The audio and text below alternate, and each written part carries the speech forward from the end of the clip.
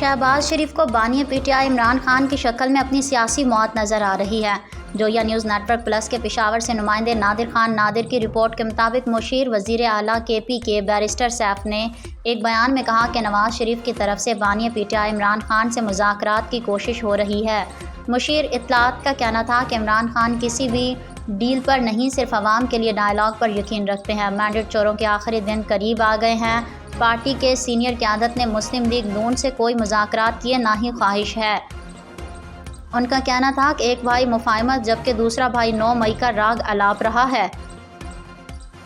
शहबाज शरीफ अपने हामी वज़रा के ज़रिए 9 मई पर माफ़ी के बयानात दिलवा रहे हैं। उन्होंने कहा कि नवाज शरीफ मुफाहमत की बात करके चौथी बार वज़ीर आज़म बनने के लिए कोशिश कर रहे हैं, लेकिन शहबाज शरीफ उन्हें वज़ीर आज़म नहीं बनने दे रहे। नवाज शरीफ की सियासी मुफाहमत के बयानिया को शहबाज शरीफ अपने वज़रा के ज़रिए दबा रहे हैं।